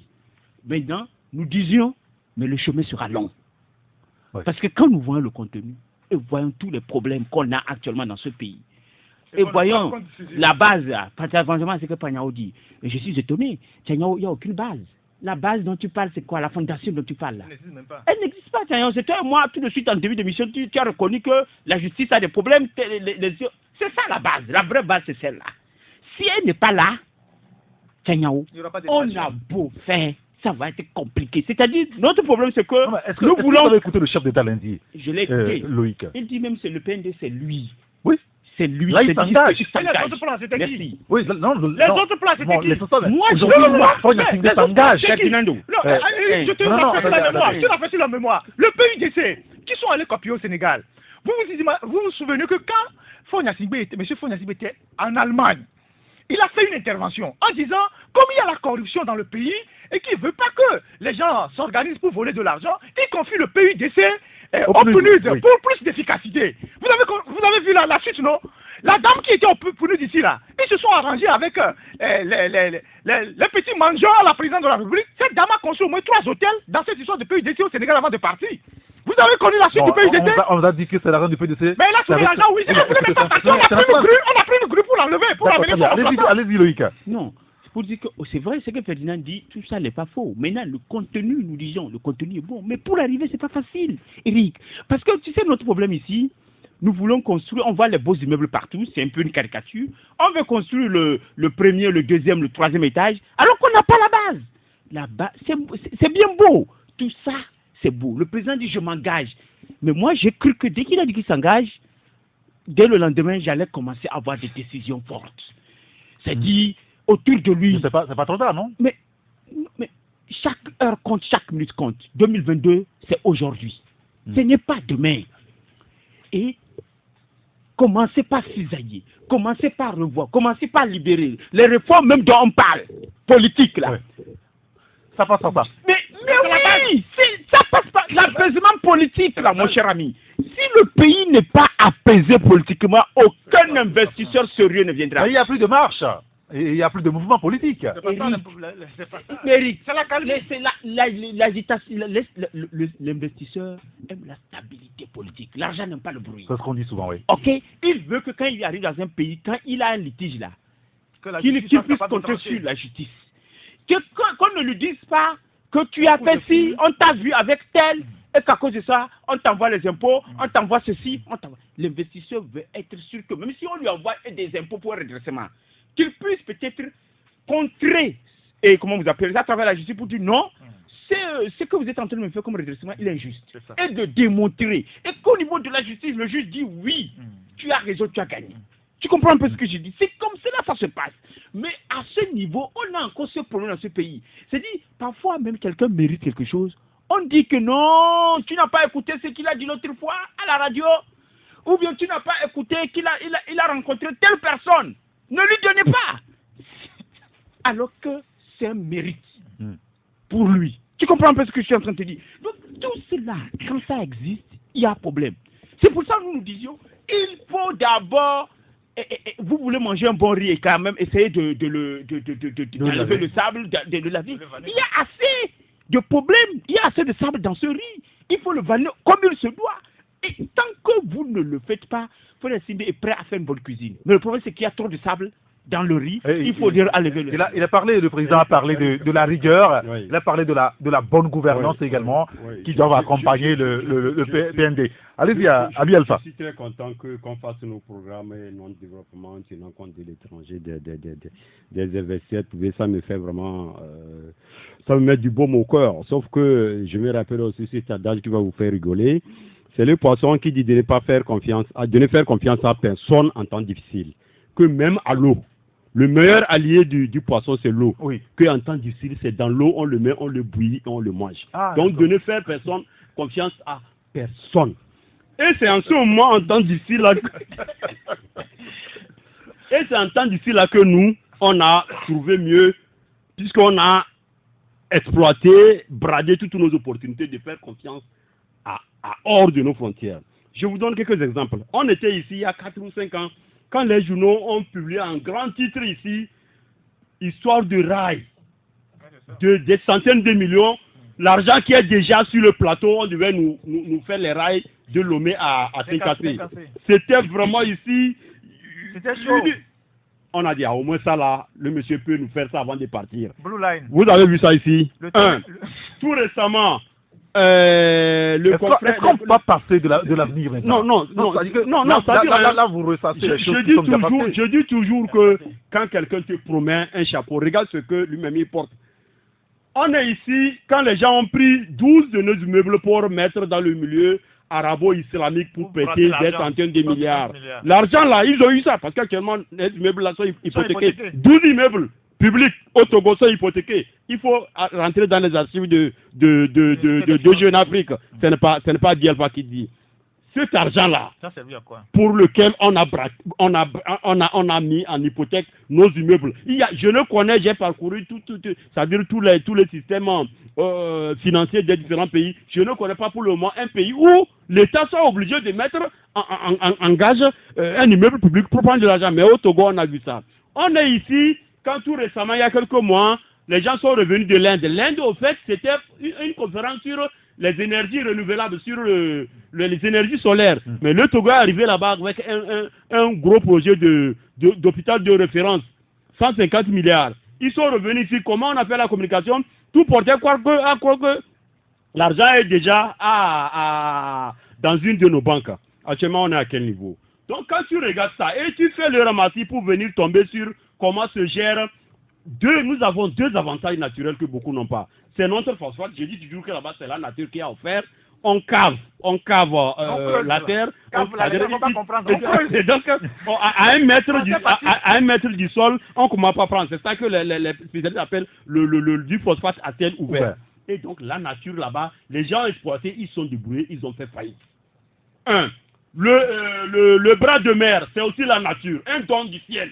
Les gens ont exploité, ils ont fait faillite. Ce n'est pas une usine de fabrication de voitures. Ce n'est pas une usine de fabrication de produits pharmaceutiques pour qu'on dise que, comme j'ai acheté du pénicilline chez Chanyao, j'ai acheté de l'eau chez Moumouni, j'ai acheté une machine. Donc, quand j'ai fait sortir les frais de roulement, tout ça là, finalement, je n'ai pas pu avoir de bénéfices. C'est la nature que vous exploitez sur ces 2 domaines. Le port et la SNPT, vous avez connu faillite. Merci beaucoup, Abdelfa.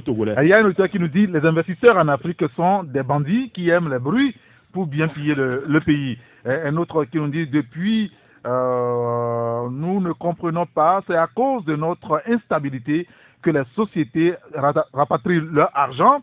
Qui veut laisser son argent dans le désordre, se demande cet auditeur. Oui, Seigneur Waremiao. Non, bon, moi je écoutez les confrères. Non, je voudrais dire aux confrères et à ceux qui nous écoutent que avant-hier a existé, hier existe, aujourd'hui existe et demain aussi existe. Forcément. Et donc, quand je parlais tout à l'heure d'une certaine fondation qui a été posée avec tous les programmes que le Togo a connus, c'était pour dire que même quand on n'a rien vu par rapport à tout ce que les confrères ont relevé, le fait d'essayer quelque chose donne une petite expérience. Et je crois que c'est une expérience. Ah d'accord, très bien. Et c'est l'ensemble de ces expériences-là que pour moi, qui ont permis aujourd'hui d'aller au PND. Loïc a dit quelque chose de très fondamental. Il dit qu'il a parcouru le PND, il a vu que c'est très ambitieux. Maintenant, nous, au plateau ici, nous sommes Togolais, on est en train de chercher les voies et moyens à faire en sorte que tous les Togolais que nous sommes, qu'on puisse nous épanouir aujourd'hui ou dans l'avenir. En dehors du fait que je trouve le délai du PND, c'est-à-dire 2019, 2022, je trouve ce délai trop court par rapport aux petites difficultés qui existent encore sur le terrain et qui méritent que les tenants du pays y mettent cette volonté et qu'ils fassent en sorte que la confiance soit rétablie au plan national et que cette confiance déborde. Moi, je crois fermement que le PND peut réussir. Et le chef de l'État, je l'ai dit tout à l'heure, a commencé par démontrer aux Togolais qu'on peut tout réussir avec de l'amour. Et c'est ça qui m'a permis de dire tout à l'heure que le fait qu'on délocalise les conseils dit aux Togolais, hier ou avant-hier, les gens sont restés très loin de vous. Nous vous approchons parce que quand tu démontres à quelqu'un que tu l'aimes et qu'il a l'assurance que vraiment tu l'aimes, il ne peut que t'aimer, il peut que t'accompagner, il peut que suivre ta logique. Et c'est en cela que j'attire l'attention de ceux qui entourent le chef de l'État, de ceux qui, pour peu, ont une petite responsabilité, qui n'ont qu'à déposer l'orgueil. L'orgueil retrograde tout humain. L'orgueil ne développe rien. Parce que j'ai dit, il y a des ministres. Loïc a fait cas d'une ministre qui dit, par exemple, moi, personne ne me brave, personne ne me tient la tête. Ce n'est pas ça, le PND. Le PND, c'est que tout le monde descende et qu'on se frotte. Et quand vous ne vous frottez pas, effectivement, le chef de l'État dit que c'est lui. Mais si autour de lui, il n'a que des orgueilleux qui mettent la main à la poche, qui mettent les meilleures vestes, qui s'habillent. Non, mais quand vous l'écoutez aujourd'hui, il mettra du sien là-dedans. Ce progrès, il faut que ça réussisse. C'est pour cela que je voudrais m'adresser au chef de l'État. Que les Togolais reprochent beaucoup au président de la République parce que les gens pensent qu'il y a eu trop de laisser aller dans ce pays. Et c'est en cela que j'ai dit que les premiers chantiers pour la réussite du PND, c'est de rassurer les Togolais que plus rien ne sera comme hier, plus rien ne sera comme avant-hier. Parce que quand vous suivez les politiciens togolais, quand vous suivez les journalistes togolais, tout le monde dénonce des faits avérés pour lesquels les gens n'ont pas été sanctionnés à la taille des actes médiocres qu'ils ont posés. Bien. Je voudrais terminer pour dire que tout le Togo, tous les journalistes que nous sommes, faisons foi en attendant que nous trouvons des brides de contradiction pour venir dire le père a échoué. Mais moi, je crois que le chef de l'État qui a donné sa parole, cette fois-ci, c'est la bonne. Accompagnons et on verra la suite. Merci beaucoup. Moi, cette fois-là, moi, je suis Thomas. Et moi, je dis ceci. L'homme est acteur et bénéficiaire du développement. Et c'est d'ailleurs pourquoi Jean Baudin dit qu'il y a de richesses que d'hommes sur la terre. Toutes les richesses minières qu'on a là, ce n'est pas les richesses, c'est les hommes. Vous avez des pays qui n'ont rien sur leur territoire, mais qui ont investi dans l'intelligence, qui dominent aujourd'hui le monde. Alors, et pour pouvoir développer un pays, il faut avoir de la légitimité. Quand vous prenez l'histoire, vous voyez par exemple les gens comme les Mao, tous ces gens-là qui ont mis la Chine aujourd'hui là où la Chine est, ils ont d'abord gagné la bataille de la légitimité politique. Par la guerre, avec les nationalistes comme Chiang Kai-shek et tout ça, ils ont réussi à asseoir une idéologie et un système politique solide. Après Mao, vous allez voir qu'il y a eu celui qui a fait les grandes réformes pour que la Chine soit aujourd'hui rentre dans la modernité, c'est Deng Xiaoping. Et Deng Xiaoping était quelqu'un d'assez légitime en Chine. Et donc, quand vous voyez aujourd'hui un pouvoir qui souffre de légitimité, c'est-à-dire que quand le pouvoir souffre de légitimité, ça veut dire que la majorité des citoyens ne se reconnaissent pas dans le pouvoir. Or, pour faire le développement, il faut que les gens acceptent d'accompagner le pouvoir. Ça, c'est le premier handicap. C'est l'handicap majeur. Je ne sais pas si vous comprenez. Maintenant, est-ce que les Togolais savent que depuis quelque temps, parce que ces histoires-là, c'est pour saigner encore les pauvres, est-ce que vous savez que depuis un certain temps, il y a des taxes qui ont été inventées, en dehors des taxes sur les voitures dont on parle là. Il y a des taxes, par exemple.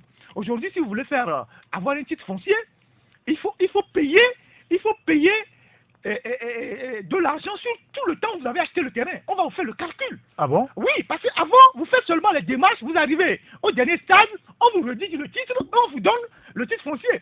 Aujourd'hui, quand vous arrivez au dernier stade, on envoie le titre à la facturation. Et donc, depuis quelques semaines, donc tout le temps où vous avez acheté le terrain, on vous calcule la taxe foncière et on ajoute avant de vous délivrer le titre foncier. Ils ont commencé par faire le truc sur la taxe... au niveau tout ça, des voitures, en prenant la caisse la taxe foncière, en prenant la résidence de la caisse comme référence. En plus, est-ce que vous savez que depuis quelques semaines, les taxes sur les communications ont augmenté? Ils n'ont rien dit aux gens. Mais ils ont augmenté les taxes sur les télécommunications, sur les communications. Quand vous téléphonez, vérifiez, vous allez voir. Et donc tout ça, ils sont en train de piquer de l'argent pour préparer les élections. Donc moi je pense que Et tant que ce pays ne sera pas véritablement démocratique, quand il n'y aura pas la reddition des comptes, Loïc a dit dans un de ses journaux ici que quelqu'un arrivé au gouvernement un an après a acheté une maison de 200 millions cash.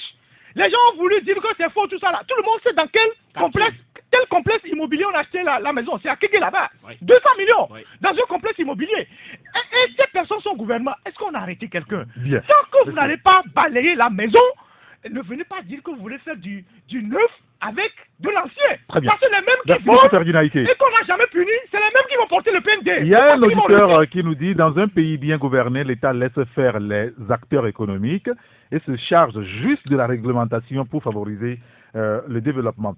Un autre auditeur, si Talon vient à Coméo Grand Popo pour un conseil des ministres, il n'habitera pas une tente, c'est un hôtel. Nos dirigeants ont montré leur anus et ne se moquent de l'étranger. Je pense que ce qu'il a écrit. Voilà. Il est l'heure, on va rendre l'antenne malheureusement. Je voulais qu'on place un mot sur la politique, mais on a moi j'ai un mot. J'ai un mot à l'endroit de toutes les femmes. Parce qu'en début d'émission... Aujourd'hui, c'est le 8 mars, voilà, je suis d'accord avec vous. Elles sont nombreuses à nous écouter. On leur dit toutes nos révérences, toute notre révérence, surtout celles des campagnes qui se battent à la sueur de leurs fleurs, de leurs front. Celles qui ne volent pas dans le dîner de l'État. C'est à eux que je fais un carton de cœur pour elles. Parce qu'en réalité, on a dit que le PND aussi, c'est elles, non? Qu'elles ont besoin aussi. Moi, c'est à elles, je pense, à ces femmes-là. Tu as vu en manchette de mon journal, c'est à eux j'ai pensé. Celles qui ont tenu, celles qui vont chercher de l'eau à des kilomètres, pas celles qui sont dans les salles climatisées, forcément, mais surtout nos vieilles mamans. Qui se battent tous les matins. Honneur à eux. Tous les jours. Honneur à elles. Monsieur, merci à vous. Merci beaucoup, Seigneur Wariao. Merci Loïc Lawson. Abi Alpha Isotou, Ferdinand Haïti. Un coucou pour Fabrice Petit qui n'est pas avec nous ce matin. Puis, merci à Jacques Prosser. Oui, merci à tous les auditeurs et à toutes nos auditrices également. Merci à Jacques Prosser. Juste après nous, c'est Jean-Marie Leblanc qui vous retrouve pour le journal à 12h45. Merci d'avoir regardé la vidéo. Abonne-toi et partage la vidéo sur les réseaux sociaux, Facebook et WhatsApp.